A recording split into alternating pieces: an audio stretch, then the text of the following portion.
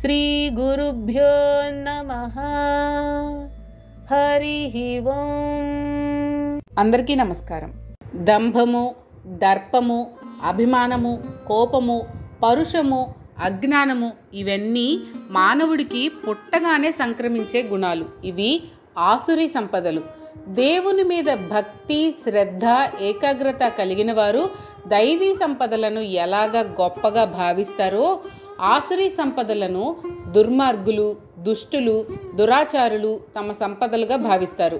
అవి ఉన్నందుకు మురిసిపోతారు, అత్యంత ప్రీతిగా అనుసరిస్తారు. అవి ఆసురీ సంపదలు అన్న విషయం వారికి తెలియదు. అదే అజ్ఞానం. సుగుణములు 26 ఉంటే దుర్గుణాలు 6 మాత్రమే ఉన్నాయి. కడివేడి పాలకు ఒక్క విషపు చుక్క చాలు కదా ఆ పాలన్నీ విషపూరితం కావడానికి. ఎన్ని సుగుణాలు ఉన్నా ఒక్క దుర్గుణం చాలు అతడిని అధఃపాతాళానికి నెట్టడానికి. మనలో ఎన్ని సుగుణాలు ఉన్నాయా అని కాదు, ఎన్ని దుర్గుణాలను బయటకు నెట్టేశామా అనేది ముఖ్యం. మంచి మిత్రులు ఎంతమంది ఉన్నా పర్లేదు, దుర్మార్గుడు ఒక్కడున్నా చాలు జీవితం సర్వనాశనం అవుతుంది. ఈ ఆసురీ సంపదలో మొట్టమొదటిది దంభము, అంటే కపటము, మోసము, వేషముతో మోసం చేయడం. కాషాయాలు ధరించి సన్యాసి ముసుగులో అన్ని అకృత్యాలు చేయడం, తమకు అన్నీ తెలుసు అని నమ్మించడం, తనను తాను పొగుడుకోవడం, ఇతరుల చేత పొగిడించుకోవడానికి తాపత్రయపడడం, తనకు అన్నీ తెలుసు అని గర్వించడం, తాను చేసే ప్రతి పని ఆర్భాటంగా చేయడం, తనకు ఉన్న సంపదలను, విద్యలను అందరి ముందు ప్రదర్శించడానికి ఆరాటపడడం. ఇక దర్పము అంటే ఒక విధమైన గర్వం, వల్లమాలిన అహంకారం, నన్ను మించినవాడు లేడు అని గర్వించడం. విద్యా గర్వం, అధికార గర్వం, ధనవంతుడు అనే గర్వం, నాకే అంతా తెలుసు అనే అహంకారంతో ఎదుటి వారిని కించపరుస్తూ తీసిపారేసినట్లు మాట్లాడడం వీటిలో ముఖ్యమైనవి. ఇక అభిమానం. అభిమానం విషయానికి వస్తే సుయోధనుడు అభిమానమే ధనముగా కలవాడు, అంటే అభిమాన ధనుడు అంటారు. ఇది కొంతవరకు మంచిదే, కానీ శృతి మించితే పాతాళానికి తొక్కుతుంది. అహంకారానికి ప్రతిబింబం అభిమానం. చాలామంది ఇదేదో గొప్ప గుణంగా భావిస్తారు, కానీ అది పరిమితి దాటకూడదు అని గ్రహించాలి. ఇక కోపం విషయానికి వస్తే దీని గురించి గీతలో చాలాసార్లు మనకు వివరించారు. అభిమానం ఎక్కడుంటుందో కోపం అక్కడే ఉంటుంది. తన గొప్పతనాన్ని గుర్తించని వాడి మీద కోపం రావడం సహజం. ఆ కోపం విపరీత పరిణామాలకు దారితీస్తుంది. కోపం వలన సమ్మోహము, అంటే ఏం చేస్తున్నాడో, ఏం మాట్లాడుతున్నాడో తెలియని స్థితి. దాని వలన స్మృతి పోతుంది, బుద్ధి నశిస్తుంది, తర్వాత సర్వనాశనం కలుగుతుంది. అందుకే దీనిని ఆసురీ సంపద అన్నారు. ఇక పరుషత్వం విషయానికి వస్తే పరుషత్వము అంటే కాఠిన్యం. కొంతమందికి ఇది అలవాటు. ఏం మాట్లాడినా మొహం మీద కొట్టినట్టు మాట్లాడడం, పరుషంగా మాట్లాడడం, ఎదుటి వారిని గౌరవించకపోవడం, నిర్లక్ష్య భావన. దీని వలన ఎన్నో ఇబ్బందులు వస్తాయి. చాలామంది అటువంటి వారిని తప్పించుకు తిరుగుతారు. కొంతమంది దానిని గొప్ప గుణంగా భావిస్తారు. నేను ఉన్నది ఉన్నట్లు మొహాన అడిగేస్తాను, మనసులో ఉంచుకోను అని గొప్పగా చెప్పుకుంటూ ఉంటారు. మరికొంతమంది పైకి తీయగా మాట్లాడతారు, లోపల గోతులు తీస్తూ ఉంటారు. మాట కాఠిన్యమే కాదు, మనసు కాఠిన్యం కూడా ఆసురీ సంపదలో భాగమే. ఇక ఆఖరిది అజ్ఞానం, అవివేకం. ప్రతి దానిని తప్పుగా అర్థం చేసుకోవడం, తెలియకపోయినా తెలిసినట్లు నటించడం, తాను చెప్పిందే వేదం అని మూర్ఖంగా వాదించడం, ప్రాపంచిక విషయాలే శాశ్వత సుఖాలు ఇస్తాయని నమ్మడం, ఆ భ్రమలో పడి ఎప్పుడూ చేయకూడని పనులు చేయడం, ఇదే అవివేకం. ఇది కూడా ఆసురీ సంపదే. ఎవరైతే ఆసురీ సంపదతో పుడతారో వారిలో ఇప్పుడు చెప్పిన గుణాలు కనిపిస్తాయి. ఈ గుణాలు ఎవరిలో ఉంటే వారిలో ఆసురీ సంపద పుష్కలంగా ఉన్నట్లు అనుకోవాలి.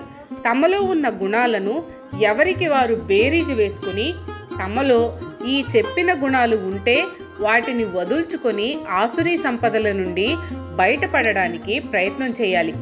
ఎవరైతే దైవీ సంపదలను కలిగి ఉంటారో వారు ఈ సంసార బంధనాల నుండి విడిపడతారు. ఎవరైతే ఆసురీ సంపదలను కలిగి ఉంటారో వారు సంసార బంధనాలలో అధికంగా చిక్కుకుంటారు. కానీ అర్జున, నీవు దైవీ సంపదతో పుట్టావు కాబట్టి నీకు ఈ సంసార బంధనాలు అంటవు. నీవు శోకించడం తగదు. ఆసురీ సంపద, దైవీ సంపదల గురించి చెప్పిన తర్వాత వాటి ఫలితాలను గురించి కూడా చెప్పాడు పరమాత్మ. దైవీ సంపద కలిగిన వారు ఈ సంసార బంధనాల నుండి విముక్తి పొందుతారు. అలాగే ఆసురీ సంపద కలిగిన వారు సంసార బంధనాలను నానాటికి వృద్ధి చేసుకుంటూ జనన మరణ చక్రంలో తిరుగుతూ ఉంటారు. ఓ అర్జున, నీవు దైవీ సంపద కలవాడువు. నీకు తప్పక మోక్షం వస్తుంది. నీవు నీ కర్తవ్య కర్మలను నిర్వర్తించు. నీకు ఎటువంటి పాపమూ రాదు అని అభయం ఇచ్చాడు కృష్ణుడు. ఏదైనా ఒక పని చేయబోయే ముందు ఆ పని యొక్క స్వభావం, ఆ పని చేస్తే లాభం వస్తుందా, నష్టం వస్తుందా, ఆ పని వలన మనకేమైనా సుఖం కానీ దుఃఖం కానీ కలుగుతుందా అని ఆలోచిస్తాం. అందుకే ఈ దైవీ సంపదలు, ఆసురీ సంపదలు మనం సంపాదించుకుంటే వాటి వలన కలగబోయే ఫలితాలను చాలా క్లుప్తంగా చెప్పాడు పరమాత్మ. దైవీ సంపదలు కలిగి ఉంటే సంసార బంధనాల నుండి విముక్తి కలుగుతుంది. ఆసురీ సంపదలు కలిగి ఉంటే బంధనాలు ఇంకా పెరుగుతాయి, కానీ వాటి నుండి విముక్తి కలగదు. ఏదో నేరానికి ఒకడికి జైలు శిక్ష పడింది. అతడు జైల్లో మంచి ప్రవర్తన కలిగి ఉంటే అతనికి శిక్షాకాలంలో రిమిషన్ ఉంటుంది. అలా కాకుండా జైల్లో కూడా తగాదాలు పెట్టుకుంటూ నేరాలు చేస్తూ ఉంటే అతని శిక్షాకాలం పెరుగుతుంది. ఇది అంతే. ఈ సంసారం ఒక జైలు లాంటిది. ఇందులో నుండి బయటపడాలంటే, రిమిషన్ సంపాదించుకోవాలంటే దైవీ సంపదలను సంపాదించుకోవాలి. అప్పుడే ఈ సంసారము అనే జైలు నుండి తొందరగా విముక్తి కలుగుతుంది. అలా కాకుండా ఆసురీ సంపదలను ఆశ్రయిస్తే విముక్తి కలగకపోగా మరింతగా ఈ సంసార బంధనాలలో కూరుకుపోతాం. ఎన్నటికీ విముక్తి కలగదు. మాసుచహ అంటే నీవు దుఃఖించవద్దు అని అంటున్నాడు పరమాత్మ. అంటే మనల్ని అందరినీ దుఃఖించవద్దు అని ఓరడిస్తూ మనకు మంచి మార్గాలను బోధించాడు పరమాత్మ. చెడు మార్గాల గురించి కూడా చెప్పి వాటి జోలికి వెళ్ళవద్దు అని కూడా హెచ్చరిస్తున్నాడు. ఇప్పుడు అర్జునుడితో ఇలా అన్నాడు: అర్జున, నీవు దైవీ సంపత్తితో పుట్టావు. నీకు తప్పక బంధ విముక్తి కలుగుతుంది. నీవు ఏ మాత్రం దిగులు పడకు అని బోధించాడు పరమాత్మ. అంటే మనమందరం దుఃఖాల నుండి విముక్తి పొందాలంటే దైవీ సంపదలను సంపాదించుకోవడం కంటే వేరే మార్గం లేదు. మనమందరం ఏవేవో సంపదలు కలిగి ఉంటాం. ధన సంపద, ధాన్య సంపద, ఆస్తి సంపద, విద్యా సంపద, పదవీ సంపద, ఇలా ఎన్నో. కానీ మనకు దైవీ సంపద కూడా ఉందా అని ఆలోచించుకోవాలి. లేకపోతే దానిని సంపాదించడానికి ప్రయత్నం చేయాలి. అది ప్రతి వాడి కర్తవ్యం అని గీతాబోధ. ఓ పార్థ, ఈ అనంత సృష్టిలో ఉన్న ప్రాణులు రెండు రకాలు. ఒకరు దైవీ సంపద కలవారు, మరొకరు ఆసురీ సంపద కలవారు. నీకు దైవీ సంపద గురించి వివరంగా చెప్పాను, కానీ ఆసురీ సంపద గురించి క్లుప్తంగా చెప్పాను. ఇప్పుడు ఆసురీ సంపద గురించి వివరంగా, విస్తారంగా చెప్తాను. దైవీ సంపద లక్షణములు, ఆసురీ సంపద లక్షణములను వివరించిన పరమాత్మ ఇంకొంచెం వివరాలలోకి వెళుతున్నాడు. ప్రకృతిలో సహజంగా ఉన్న 3 గుణముల హెచ్చుతగ్గుల ప్రభావంతో సృష్టి జరుగుతూ ఉంది. ఈ సృష్టిలోనే ఈ దైవీ సంపద, ఆసురీ సంపద నిక్షిప్తమై ఉన్నాయి. అందుకని జీవులు పుట్టుకతోనే ఈ సంపదలను తమ వెంట కలిగి ఉంటారు. అందుకే ప్రాణులను దైవ సంబంధమైన గుణములు కల ప్రాణులు, ఆసురీ సంబంధమైన గుణములు కలిగిన ప్రాణులు అని 2 రకాలుగా విభజించారు. కృష్ణ పరమాత్మ ఇప్పటికే దైవీ సంపద గురించి సవిస్తరంగా చెప్పాడు. ఇప్పుడు ఆసురీ సంపద గురించి చెప్పబోతున్నాడు.